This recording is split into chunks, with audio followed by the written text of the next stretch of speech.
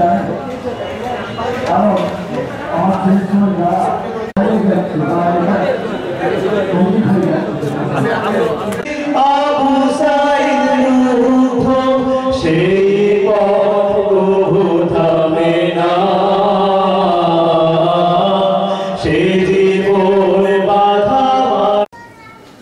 যে একটি জাতির মুক্তির জন্য যারা আত্মত্যাগ করছেন তাদের জন্য আমরা গর্ব করি।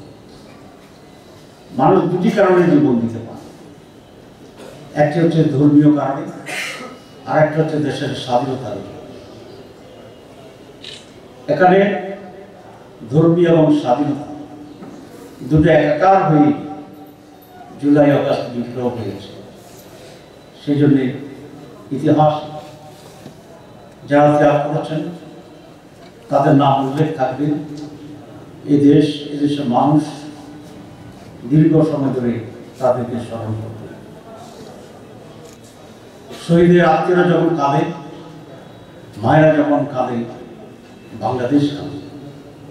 কারণ আত্মত্যাগী শহীদ এবং অন্য যারা আছেন তাদের সাথে বাংলাদেশের অস্তিত্ব একাকার হয়ে আছে। একে থেকে অন্যকে বিচ্ছিন্ন করার কোনো সুযোগ নেই।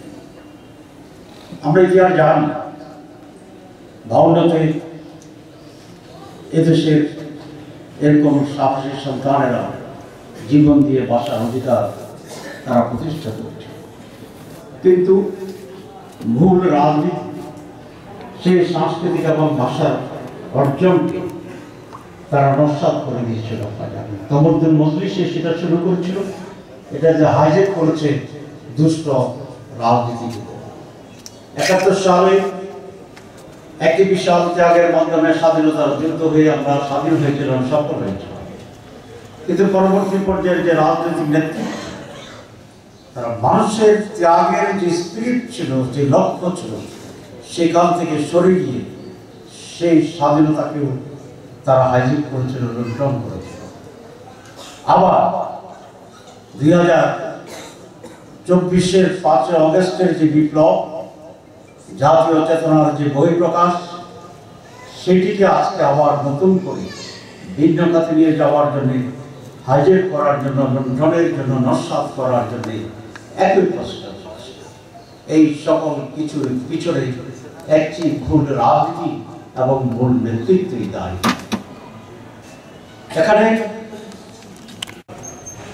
জুলাই আগস্টের যে বিপ্লবের যে রেজাল্ট, যে ফসল, এটাকে ধরে রাখতে হবে, আমাদের গোলায় তুলতে হবে। ফসল হয়েছে, মাঠে ফেলে আসতে চলবে না। এই জন্য একটি স্লোগান দেখলাম, যুদ্ধ অব্যাহত থাকবে, যুদ্ধ চালিয়ে যেতে হবে। সেটি হবে আজকে আমাদের মূল কথা। বাংলাদেশ বিরোধী যে ষড়যন্ত্র,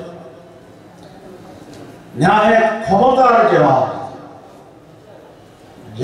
ভাবে মানুষকে শাসন করা এবং শোষণ করার যে রাজনীতি, এই ক্ষমতার রাজনীতির গুণগত পরিবর্তন। আমরা যদি একটি কোয়ালিটেটিভ চেঞ্জ আনতে না পারি, তাহলে আমরা মুক্তির এবং আন্দোলনের সফলতার যে স্বাদ, সেটা আমরা গ্রহণ করতে পারব। এখানে সুযোগটি খুবই নিকটবর্তী। এদেশে নির্বাচন হবে, হতে হবে। এই যে ষড়যন্ত্র যাই হোক না কেন, তারা সফল হবে। সুতরাং আগামী নির্বাচন জনগণ 5 আগস্টের আন্দোলনে যেমনভাবে একাত্ম হয়ে গিয়েছিল, সেখানে নারী ছিল না, পুরুষ ছিল না, সেখানে শিশু ছিল না, বৃদ্ধ ছিল না, সেখানে জাহেল এবং আলেম বিভাজন ছিল না, সেখানে শ্রমিক আর বিশ্ববিদ্যালয়ের শিক্ষকের কোনো ব্যবধান ছিল না। আমরা একটি কথায় ঐক্যবদ্ধ হয়ে গিয়েছিলাম যে হাসিনাকে চলে যেতে হবে, স্বৈরাচারকে বিদায় নিতে হবে, আধিপত্যবাদ আর এই দেশে এবার এই নির্বাচনের মাধ্যমে সেরকম আরেকটি লড়াই, আরেকটি সিদ্ধান্ত নিতে হবে যে আমরা আদর্শহীন কোন মানুষকে ভোট দেব। আমরা দুর্নীতিবাজ, চোরাকারবারি, লুণ্ঠনকারী এবং নৈতিকভাবে অধপতিত কাউকে ভোট দেব না। আমরা পজিটিভ রাজনীতিকে এবার ওয়েলকাম করি। এই জাতি যদি একটি ইস্যুতে ঐক্যবদ্ধ হতে পারে, আমি জামাত বুঝি না, বিএনপি বুঝি না, অন্য দল বুঝি না, আমি যাকে নির্বাচিত করবো এই মাস্ট বি অনেস্ট, সত্য ছাড়া বলতে পারে।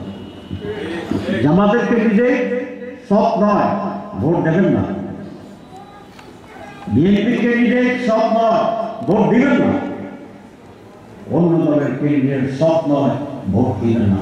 বাংলাদেশের সবচেয়ে বড় ক্রাইসিস চালের দাম 70 টাকা নয়। বাংলাদেশের সবচেয়ে বড় ক্রাইসিস হচ্ছে দুর্নীতিবাজ লুটেরা শাসক এবং নেতৃত্ব। সঠিক নেতৃত্ব হলে চালের দাম 70 হতো না। 258 কোটি বিলিয়ন ডলার বাংলাদেশ থেকে চলে গেছে। $5 বিলিয়ন দিয়ে যদি বিদেশ থেকে চালের গভর্নমেন্ট সাবসিডি দিত, এই চালের দাম হতো 35 টাকা। তাহলে চালের দাম 70 সমস্যা না। সমস্যা হচ্ছে বিলিয়ন ডলার যারা পাচার করে দিয়েছে তারা এই দেশের শাসক, তারা এই দেশের ক্ষমতা ছিল, তারা কোনো রাজনীতি অভিযুক্ত।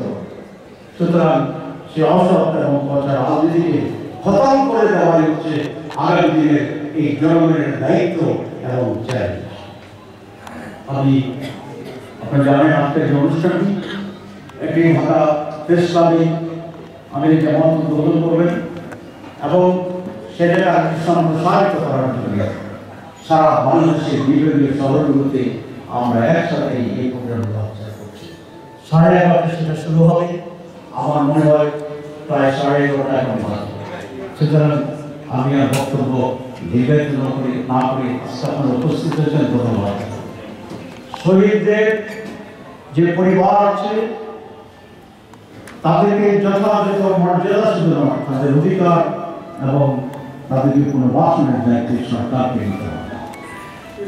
সরকার অনেক ক্ষেত্রে ব্যর্থ এবং অগ্রাধিকার কি হবে এই সরকার সেটা সিলেক্ট করতে পারছে না। আমরা তাদেরকে নানা পরামর্শ দিচ্ছি, কিন্তু সেই সকল পরামর্শ তারা সঠিকভাবে বাস্তবায়ন করছে। নির্বাচন দিয়ে নানা ধূম্রজাল। আমরা পরিষ্কার বলতে চাই, জনগণের সঠিক নির্বাচনের মাধ্যমে যে প্রতিনিধি তারাই রাষ্ট্র পরিচালনা সত্যিকার হকদার এবং সেই ব্যবস্থা গ্রহণ করতে হবে।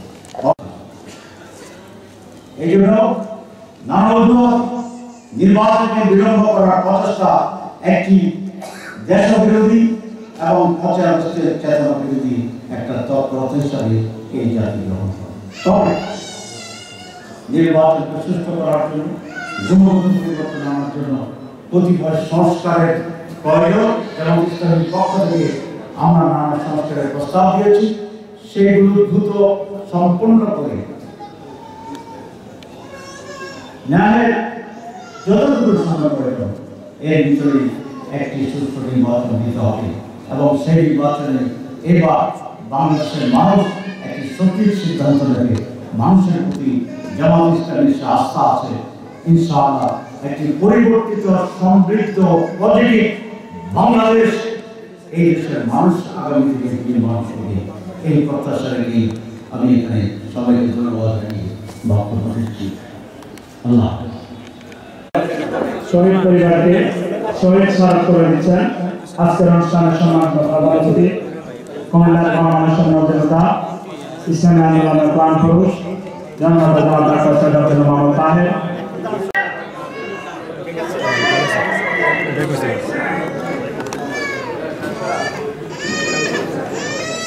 জুলাই বিপ্লবের বৈষম্য বিরোধী ছাত্র আন্দোলনের সমন্বয়কদেরকে মঞ্চ আহ্বান করছি।